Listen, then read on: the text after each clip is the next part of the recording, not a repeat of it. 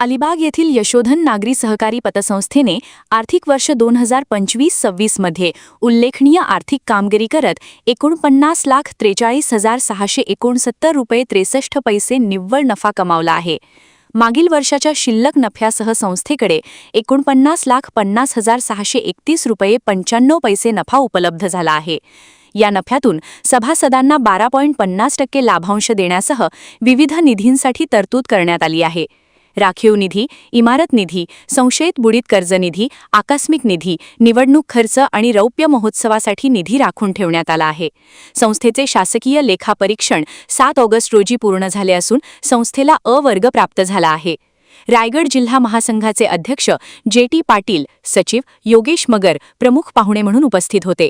अध्यक्ष चंद्रशेखर वागळे यांनी सभासदांना मार्गदर्शन केले। संचालक मंडळ, कर्मचारी व पिग्मी एजंट यांचीही उपस्थिती होती। नफा वाटपाच्या प्रस्तावाला सभासदांची मान्यता मिळाल्यानंतर लाभांशाचे वितरण करण्यात येणार आहे।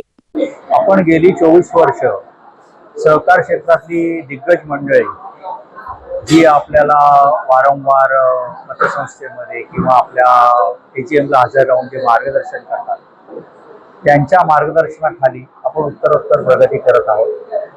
आपण गेली अनेक वर्ष सतत अवर्ग प्रस्थापित केलेला आहे। नफ्याचं प्रमाण पण आपलं वाढत आहे, वसुली आपली चांगल्या प्रकारे होत आहे आणि त्यामुळे आपण सध्या आपल्या 2 वास्तू स्वमालकीच्या आहेत आणि आपल्या नफ्याचं प्रमाण त्यामुळे खूपच वाढत आहे।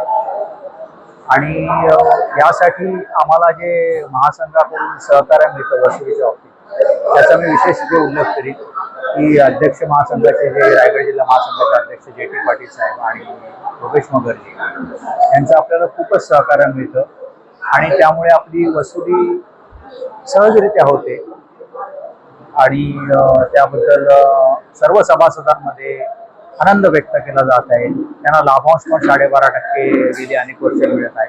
पुढल्या वर्षी आपलं रौप्य महोत्सवी वर्ष आहे, त्यामुळे सगळ्यांनाच त्याच्यावर उत्साह निर्माण झालेला आहे आणि रौप्य महोत्सवी वर्षात पण आपण ग्रॉस NPA जो आपला पुरा नगण्य आहे तो पण 0 करण्याचा मानस आहे असं मी व्यक्त करतो। धन्यवाद। आजच्या सभेला जे उपस्थित सभासद वर्ग होता, हेच या सभेचं गमक आणि यश म्हणावं लागेल। आर्थिक निकषावर अतिशय सुदृढ असणारी ही पतसंस्था रौप्य महोत्सवी वर्षात आज तिने पदार्पण केलेलं आहे, त्याबद्दल त्यांचं अभिनंदन आणि उत्तरोत्तर अशीच प्रगती संस्थेची व्हावी अशा सदिच्छा व्यक्त करतो। गेल्या 24 वर्षांमध्ये यशोधनने खूप चांगल्या प्रकारे प्रगती केलेली आहे।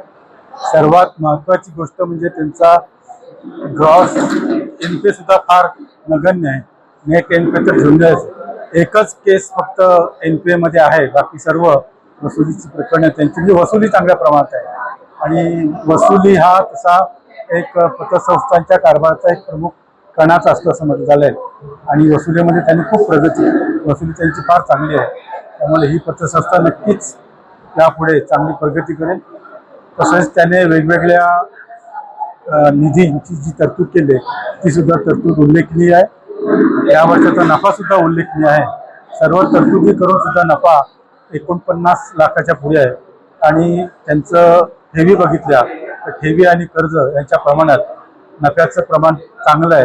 याचं कारण एकच दिसते की वसुली चांगली आणि खर्चामध्ये काटकसर। महाराष्ट्रातील प्रत्येक अपडेट जाणून घेण्यासाठी आजच मेट्रो रायगडच्या सोशल मीडिया प्लॅटफॉर्मला लाईक, फॉलो आणि सबस्क्राईब करा।